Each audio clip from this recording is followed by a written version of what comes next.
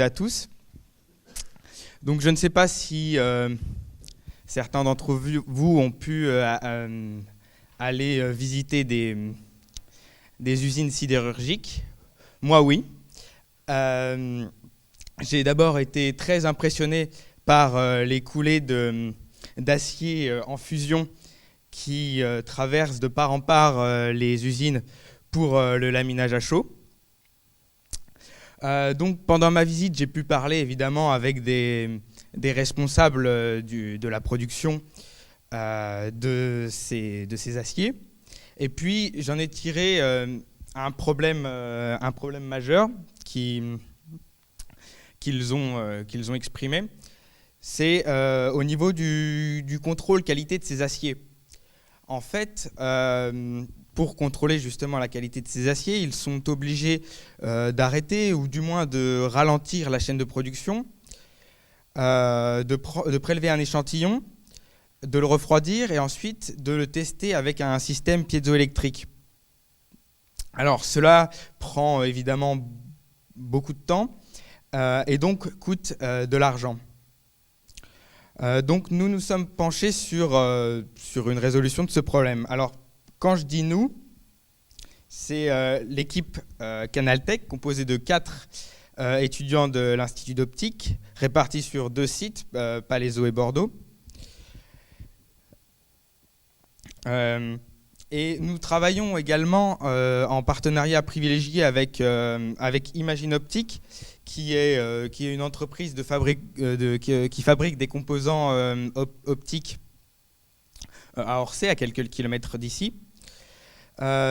Donc notre solution, c'est donc un système de contrôle qualité de ces métaux qui serait donc à chaud, à même la chaîne de production et sans ralentir cette chaîne. Donc notre technologie est basée sur les ultrasons laser. Donc je vais m'expliquer. Donc on va projeter un faisceau laser de haute puissance fibré sur la surface à analyser. Sur cette surface, il va se produire des ultrasons qu'on va venir récupérer.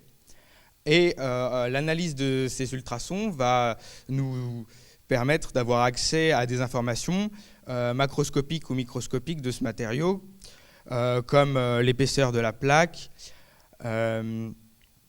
la résilience ou la structure cristalline de ce métaux, donc particulièrement les aciers composés de fer et de carbone. Donc nos clients sont bien sûr les aciéristes. Donc, comme c'est un produit à forte valeur ajoutée et qu'il va coûter environ entre 800 000 et 1 million d'euros, nous allons nous adresser plutôt aux leaders du marché. Donc nous avons déjà pris contact avec le leader mondial de ce marché, qui est ArcelorMittal, basé au Luxembourg. Et comme vous pouvez le voir sur cette carte, il y a énormément de sites de production d'ArcelorMittal en Europe, donc que l'on pourrait potentiellement équiper. Et alors, bien sûr, nous ne nous sommes pas limités à cette entreprise. Nous avons essayé de chercher d'autres entreprises d'une taille équivalente. Et donc, nous avons distingué 2 marchés. Le marché américain, dominé par US Steel, et également le marché asiatique très porteur, notamment en Chine, au Japon et en Inde, comme vous pouvez le voir sur cette carte. Voilà, j'ai terminé. Je vous remercie de votre attention et si vous avez des questions, je serai heureux d'y répondre.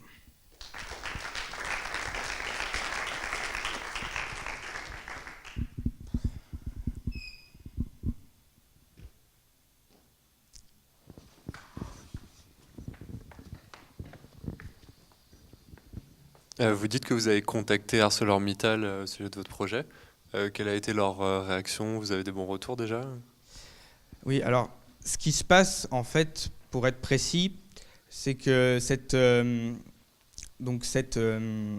machine, ce dispositif a été lancé au sein d'un projet européen qui incluait plusieurs entreprises, dont donc Imagine Optique, notre partenaire, et ArcelorMittal également.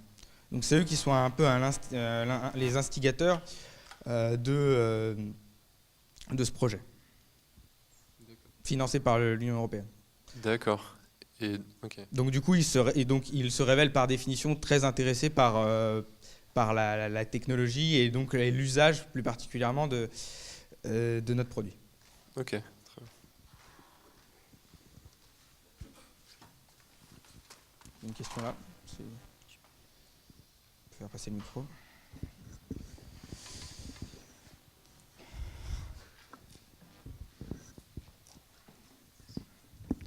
Oui, donc bonsoir, merci pour cet exposé, c'était très intéressant. Mais je ne suis pas bon non plus en sidérurgie. Je voudrais savoir comment on peut capturer en fait la structure cristalline alors que c'est à chaud. Est-ce qu'on perd en précision par rapport aux outils qui existent déjà?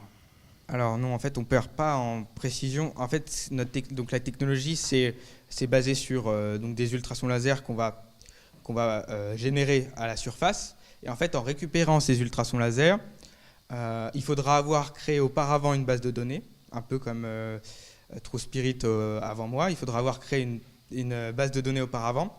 Et en comparant cette base de données avec la forme de ce signal ultrason, on va pouvoir en déduire non seulement la composition, donc tel pourcentage de fer, tel pourcentage de carbone, tel pourcentage d'autres éléments, et la structure cristalline également. Si c'est une structure cubique face centrée, ou je rentre un peu dans les détails, mais voilà.